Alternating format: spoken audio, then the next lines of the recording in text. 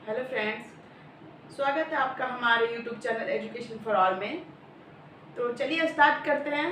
आज का हमारा सेशन रहने वाला है बीएड सेकेंड ईयर, जो हमारा असेसमेंट फॉर लर्निंग है।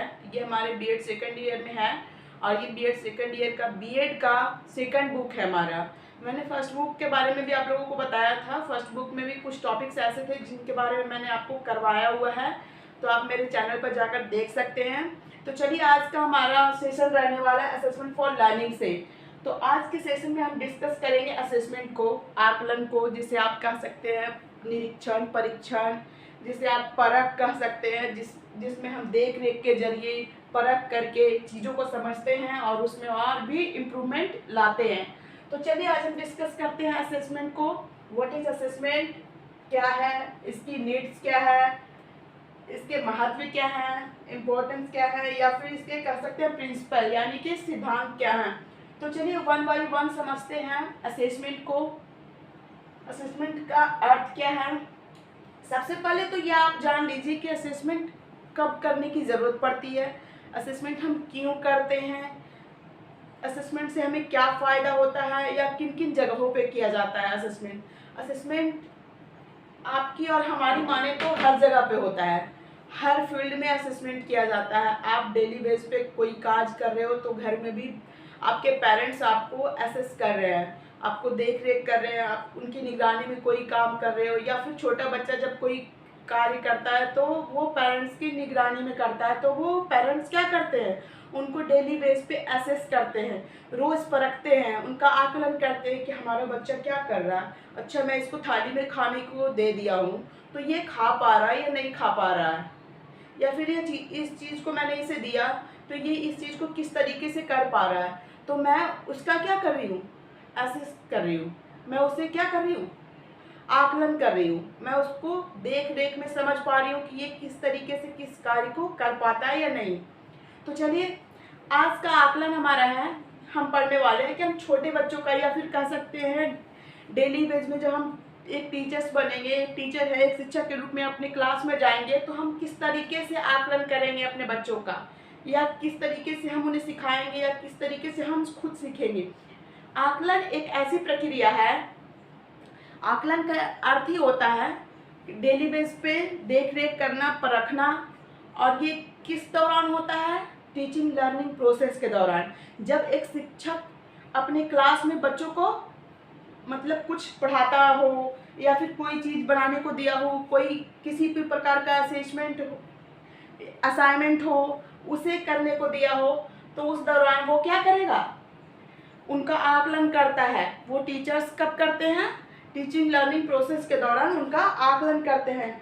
तो वो उसमें क्या करते हैं कि डेली बेस पे उनका आकलन करते हैं कि हमारा जो बच्चा है वो कितना सीख रहा है, हमने जो दिया है वो बच्चे किस तरीके से पकड़ रहे हैं, बच्चे को हिंदी में कोई दिक्कत तो नहीं है, बच्चा कितना आसानी से पढ़ पा रहा है किसी चीज़ को। अगर वो इंग्लिश की बुक उठाता है तो बच्चे उस चीज़ को किस तरीके से पढ़ पाता है, वो रुक रुक कर पढ़ता है या तेज़ी से पढ़ता है, या फिर फ्लुएंटली आराम से मतलब एकदम चीज़ों को समझ कर पढ़ता है, या फिर चीज़ों को आराम से समझ करके कर पाता है। हम इस चीज़ की देख रेख करते हैं, उनको उठने का ढंग, बैठने का ढंग, बोलने की शैली, किसी कार्य को करने की तरीके को समझते हैं, किसी के साथ रहन सहन को समझते हैं, वो बच्चों के साथ समावेश हो पाता है या नहीं हो पाता है, इस चीज़ को समझते हैं, कौन सी विषय में उसकी रुचि है या नहीं है, वो क्या करना चाहता है। असेसमेंट में हम इन चीज़ों की परख करते हैं, इन चीज़ों की जांच करते हैं। तो असेसमेंट वह है जो हमारा रोज दिन का कार्य है, ये हम टीचिंग लर्निंग प्रोसेस के दौरान करते हैं। तो चलिए स्टार्ट करते हैं, आकलन है क्या और आकलन का अर्थ क्या है। सबसे पहले लिखा है मैंने, आकलन हमारा रोज दिन का कार्य है, यह क्लास में टीचिंग लर्निंग प्रोसेस के दौरान होता है।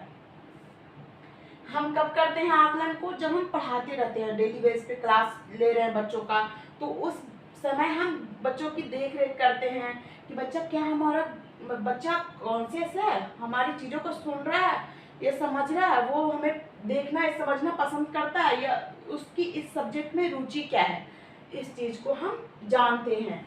तो यह क्लास में टीचिंग लर्निंग प्रोसेस के दौरान होता है।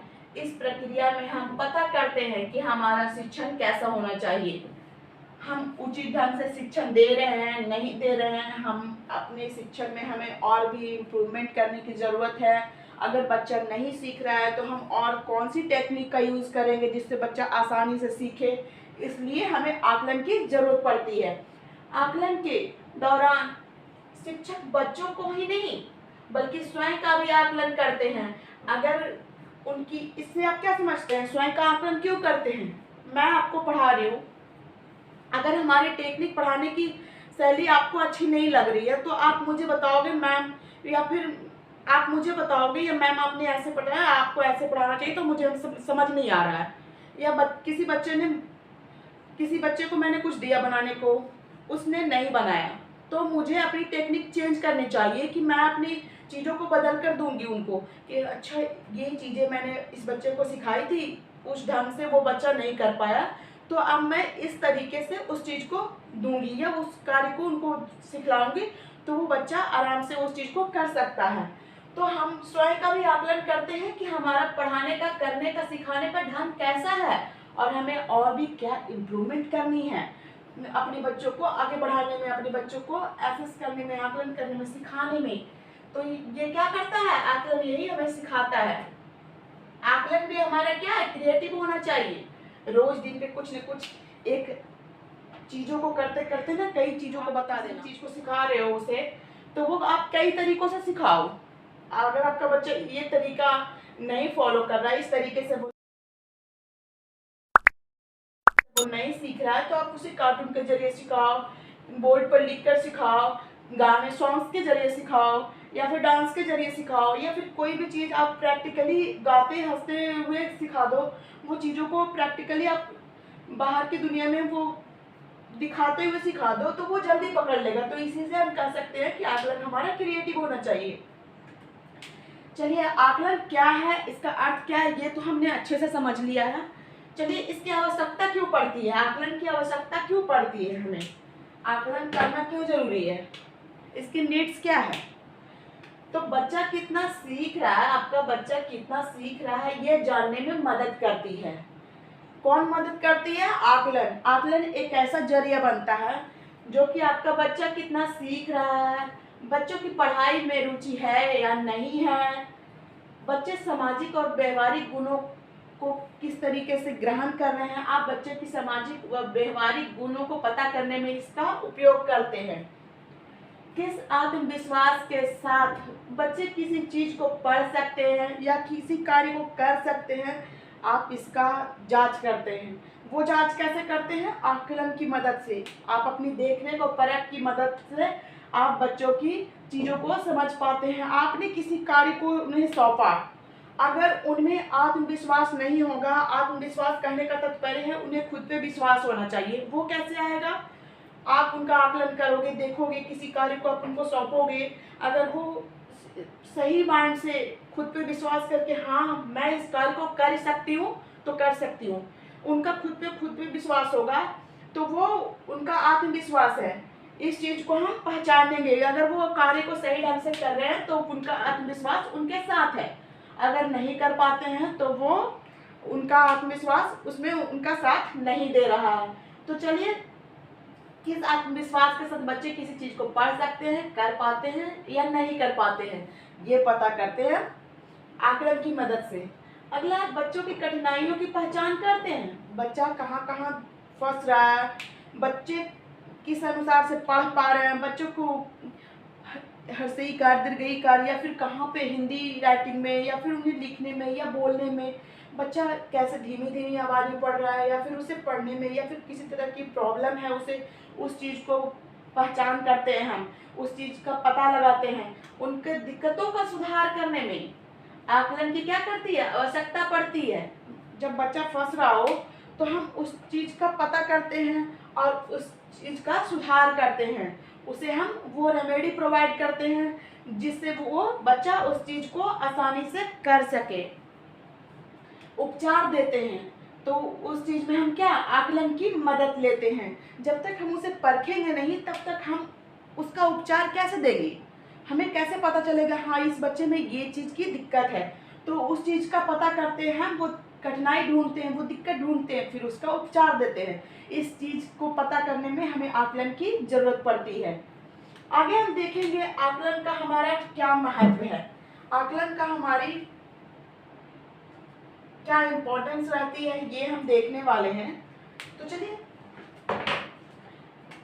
आगे है, आकलन से बच्चों में सीखने के प्रति प्रेरणा आती है। जब हम आकलन करते हैं तो उनसे रूबरू होकर बात करते हैं, उन्हें क्रिएटिव बनाते हैं, उन्हें एक चीज़ से कई चीज़ों को बनाने की सीख देते हैं, उन्हें हमें बैठना सिखाना होता है, चीज़ों को आराम से, चीज़ों को कई ढंग से करना सिखाना होता है।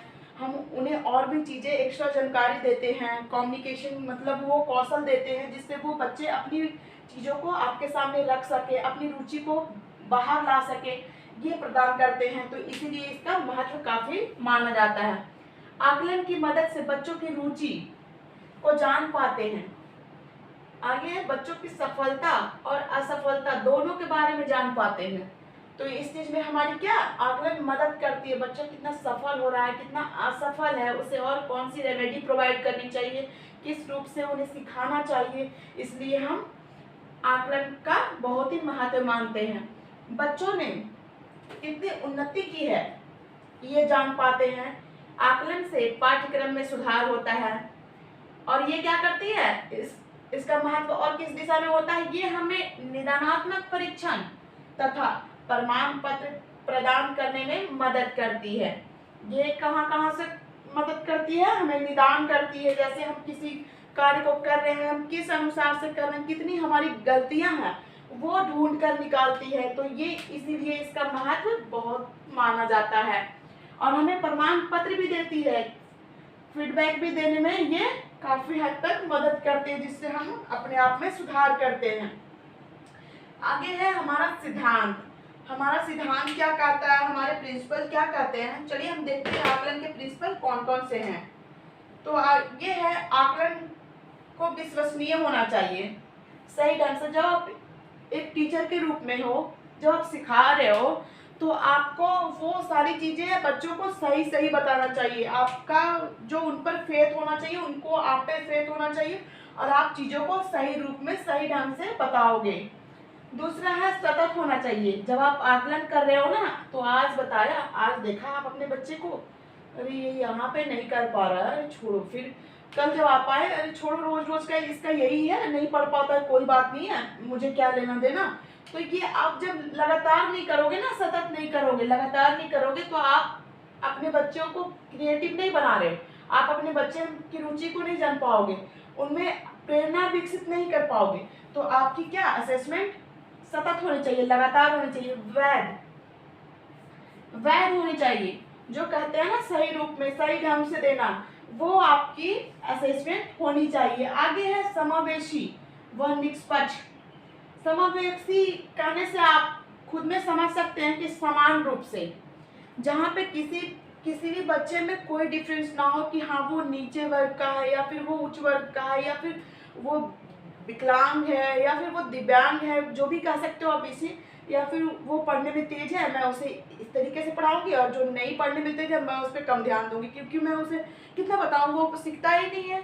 तो इसमें आपको डिफरेंस नहीं करना है, आपको सबको समान रूप से देखना है। तो इसलिए आप कह सकते हैं आकलन असेसमेंट समावेशी होना चाहिए, निष्पक्ष होना चाहिए, किसी के प्रति हमारा उच्च व्यवहार और दुर्व्यवहार नहीं होना चाहिए, हमें बराबर रूप से सबको समान दर्जे के साथ सिखाना चाहिए, सभी पे बराबर देख रेख समझ को लागू करना चाहिए। आगे है हमारा असेसमेंट विषय से जुड़ा होना चाहिए।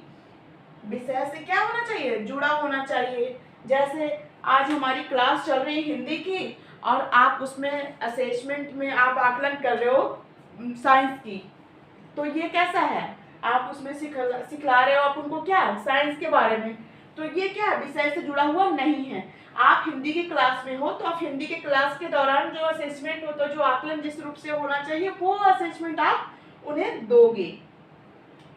आगे है आकलन के दौरान फीडबैक अवश्य मिलना चाहिए, और ये हमें कैसे, असेसमेंट में ही फीडबैक दिया जाता है। आप डेली बेस पे बच्चों को सिखलाओगे नहीं, आप उन्हें फीडबैक नहीं दोगे तो उनमें क्या सीखने की प्रेरणा नहीं आएगी, बच्चे डिमोटिवेट होते जाएंगे। जब आप फीडबैक दोगे तो बच्चे आपके क्या होंगे, मोटिवेट होंगे, और उस मोटिवेशन के जरिए आपके बच्चे ज़्यादा से ज़्यादा चीज़ों को सीख सकते हैं।